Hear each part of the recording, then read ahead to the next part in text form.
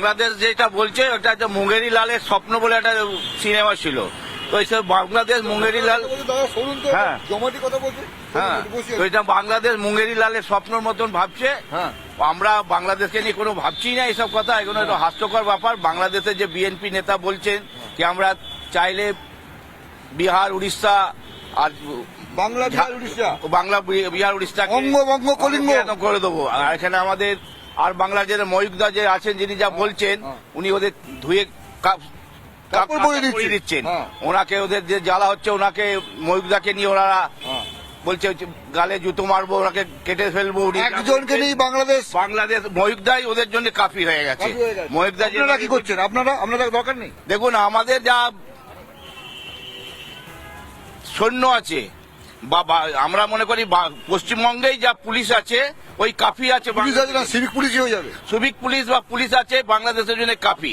আর 71-এর সময় বাংলাদেশ দেখেছে কিভাবে ভারত পাকিস্তানের সৈন্যদের কিভাবে আত্মসমর্পণ করেছে, সেই জন্য ওরা একটা হাস্যকর ব্যাপার হচ্ছে বাংলাদেশ যা ভাবছে এইসব ইন্ডিয়া এসব নিয়ে ভাবছে না। ইন্ডিয়া যদি ভারত সরকার চায় 5 মিনিটের মধ্যে দখল করে নেবে বাংলাদেশ, কেন পাকিস্তানকেও দখল করে নেবে। আর এখানে বাংলাদেশকে উস্কানি দিচ্ছে পাকিস্তান, পেছন থেকে চায় না। ওরা কি জানে ভারত এখন কি শক্তিধর দেশ, বিশ্বের 4 নম্বর শক্তিধর দেশ এখন ভারত।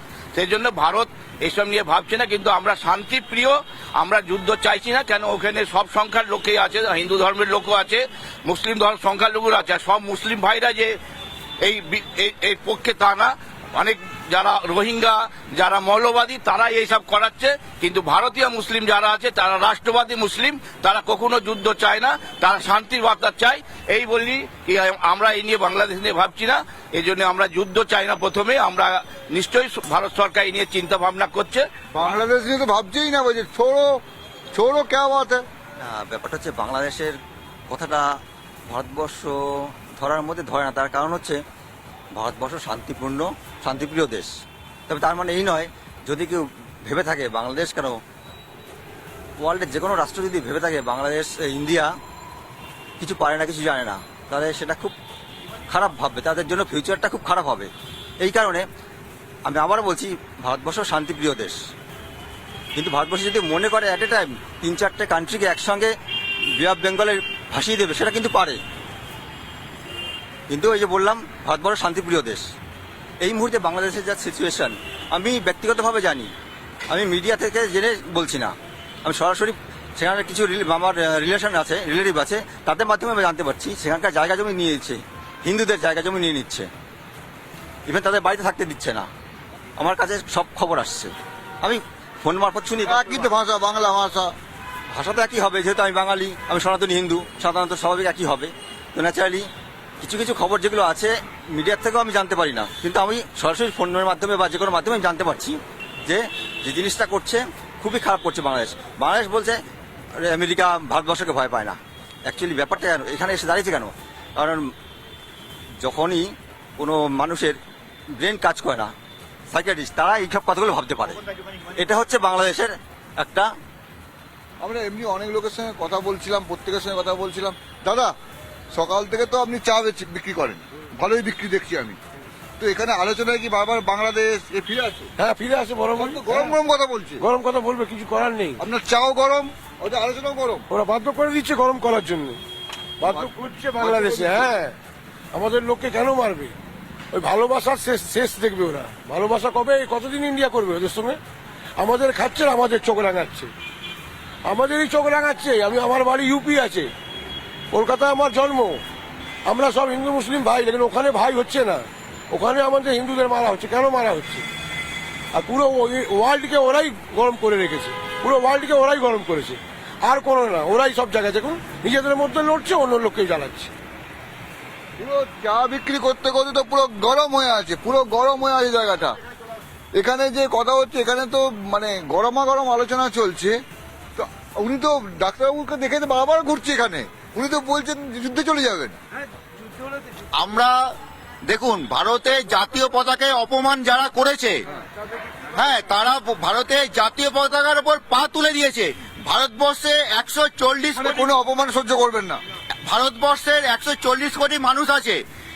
ভারতের জাতীয় পতাকার উপর পা তুলে দেওয়া মানে আপনার বুকের উপর পা তুলে দেবো, আমার বুকের উপর পা তুলে দেওয়া। এখানে ও তো সোশ্যাল মিডিয়া জিনিস, ও তো সত্যি নাও হতে পারে। হ্যাঁ, সোশ্যাল মিডিয়ায় কেন, আমরা তো নিজেরা স্বচক্ষে দেখছি। কোথায় দেখেছে? সোশ্যাল মিডিয়ায় দেখছে, তো সত্যি নাও হতেও পারে। বাংলাদেশ বলছে তো, হ্যাঁ, বাংলাদেশ বলছে তো সোশ্যাল মিডিয়া কিছু হচ্ছে না বাংলাদেশে। ঢাকা বিশ্ববিদ্যালয়ে যেটা হচ্ছে সেটা তাহলে কি সোশ্যাল মিডিয়া? আপনি বলুন। কিন্তু ওরা তো বলছে সব ভুলভাল, বাংলাদেশ সব ঠিক আছে। বাংলাদেশ ওখানে সংখ্যালঘুদের নির্যাতন করছে আর বিবৃতি দিচ্ছে সংখ্যালঘুদের নিরাপত্তা দিচ্ছি, এটা একটা হাস্যস্কর ব্যাপার না? বলুন আপনি। আর আমাদের কি এখানে কাকে দেখছিলাম গান করতে চলে আসছে নাকি এখানে?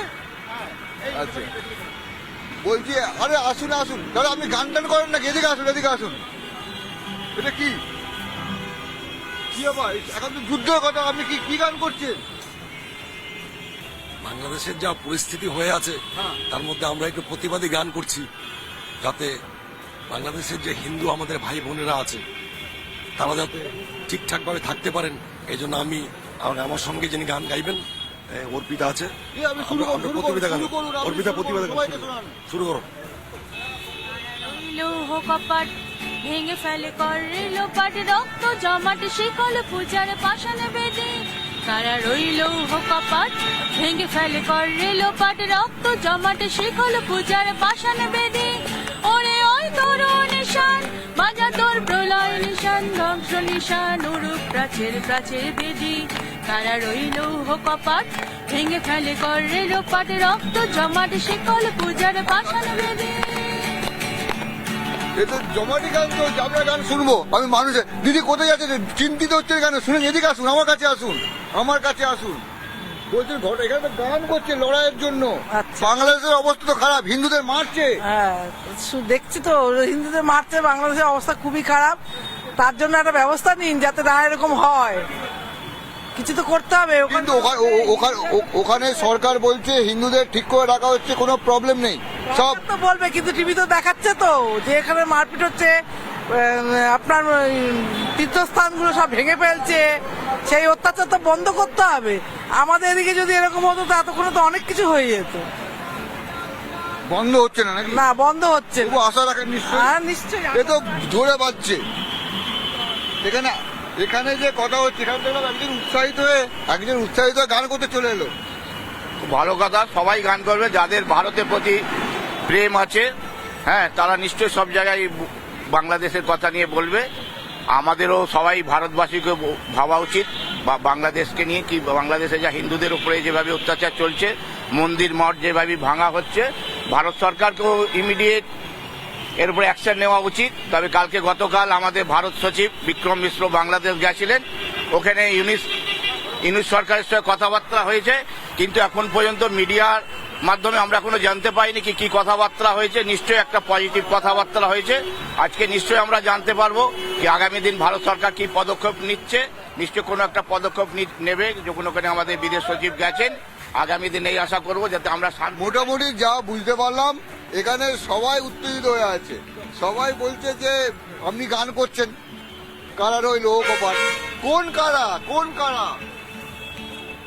আমাদের একটাই চিন্ময় প্রভুকে তো কারার অন্তরালে রেখে দিয়েছে। ইস্কনের চিন্ময় প্রভু তো এই কারার এই লৌহ কপাট। চিন্ময় প্রভু তো কারার ভেতরে আছে, এরা গাইছে কারার এই লৌহ কপাট। কি হবে?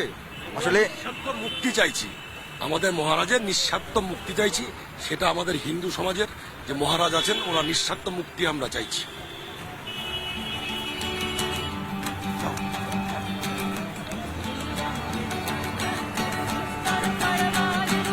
লঙ্ঘিতে হবে রে নিষেধে যাত্রীরা হুঁশিয়ার, দুর্গম গিরি কান্তার মরু দুস্তর পারাবার। লঙ্ঘিতে হবে রাত্রি নিশীতে যাত্রীরা হুঁশিয়ার, দুলিতেছে তরি ভুলিতেছে জল ভুলিতেছে মাঝি পথ, ছিড়িয়াছে পালেকে ধরিবে হালে আছে কারে হিম্মত। দুলিতেছে তরি ভুলিতেছে জল ভুলিতেছে মাঝি পথ, ছিড়িয়াছে পালেকে ধরিবে হালে আছে কারে হিম্মত। কে আছে জোয়ান হও আগুন আছে নিঃশ্বাস, এ তো গান ভারী দিতে হবে, পারে নিতে হবে তরি পার। দুর্গম গিরি কান্তার মরু দুস্তর পারাবার, হে লঙ্ঘিতে হবে রাত্রে নিশীতে যাত্রীরা হুঁশিয়ার। এই যে দুটো গান গাইলেন ওনারা, একটা কথা বলার, এই যে দুটো গান বাংলাদেশে অত্যাচার হচ্ছে, এখানে হিন্দুদের উপর অত্যাচার হচ্ছে, এই আলোচনা হচ্ছে, সেখানে যে দুটো গান ওরা বেছে নিয়েছেন। আমরা এখানে চায়ের আড্ডা মারছিলাম, এরা দুজন যাচ্ছিলেন এখানে, উনি বসেও ছিলেন এখানে। দুটো গানই আমাদের কবি নজরুল ইসলামের দুটো গান। আমাদের চুরুলিয়ার কবি, যে যাকে পরে বাংলাদেশে যান, বাংলাদেশ জাতীয় কবি বলা হয়, আসলে আমাদের এই পশ্চিমবঙ্গের কবি দুটো গান, কারার এই লোহা কপাট যে গাইলেন এবং বলছেন সেই গান গেয়েই বলছেন চিন্ময় প্রভুর মুক্তি চাইছে, তাই তো? এই যে জায়গাটা দাঁড়িয়ে ভাবুন, নজরুল আমাদের পশ্চিমবঙ্গের এবং বাংলাদেশের জাতীয় কবি হয়েছেন, আর সেখানে গিয়ে হিন্দুদের মারা হচ্ছে। যেটা করছে খুবই বাজে করছে। ওখানেতে আমাদের হিন্দুরা হচ্ছে মাইনরিটিতে রয়েছে, মানে এই নয় যে আমরা ওদেরকে সাপোর্ট করব না। আগামী জানুয়ারিতে আপনারা দেখতে পাবেন, যখন আমেরিকাতে যখন ডোনাল্ড ট্রাম্প যখন প্রেসিডেন্ট হবে, তখনই বুঝতে পারবেন। উনি অলরেডি মানে বলে দিয়েছে, অ্যানাউন্স করেছে যে আমি হিন্দুদের সাথে আছি, ঠিক আছে, হিন্দুদের স্ট্যাচুও তৈরি করবেন। তো আগামী জানুয়ারি পর্যন্ত আমাদের মানে ওয়েট করতে হবে। এবং আমাদের যেটা ভারত সরকার যে আছে, মোদিজি অলরেডি যা অ্যাকশন নেবার অলরেডি নিচ্ছে, সেটা হচ্ছে ইন্টারনালি, যেটা হচ্ছে বাইরে আপনারা কেউ মানে জানতে পারছেন না। এবং দেখতে পাচ্ছেন যে ভিসা যেটা আছে সেটা বন্ধ করেছে বাংলাদেশ সরকার, তার নিশ্চয়ই কিছু কারণ আছে, কারণ তারা জানে যে এখান থেকে কিভাবে বা তারা ঢুকছে। এখানে যেটা করতে হবে, এনারা বলছেন বিভিন্ন মানুষ, সাধারণ মানুষ আমরা সবাই এখানে আছি, বিভিন্ন মানুষের বিভিন্ন কথা। তো আজকের হাওয়া কাবন আমরা এখানেই শেষ করব, তবে তার আগে আমাদের এই যে সঙ্গীত, আমরা সেই গানের সঙ্গে সঙ্গে আজকের হাওয়া কাবন শুনবো। তলে কত প্রাণ হলো বলিদান, লেখা আছে অশ্রু জলে, মুক্তির মন্দির সোপানো তলে কত প্রাণ হলো বলিদান, লেখা আছে অশ্রু জলে, কত বিপ্লবী বন্ধু রক্তে রাঙা, বন্দিশালার ওই শিকল ভাঙা, কত বিপ্লবী বন্ধুর রক্তে রাঙা, বন্দিশালার ওই শিকল ভাঙা, তারা কি ফিরবে আর, তারা কি ফিরবে আর, সুপ্রভাতে কত তরুণ তরুণ গেছে অস্তাচলে, মুক্তির মন্দির সোপানো তলে কত প্রাণ হলো বলিদান, লেখা আছে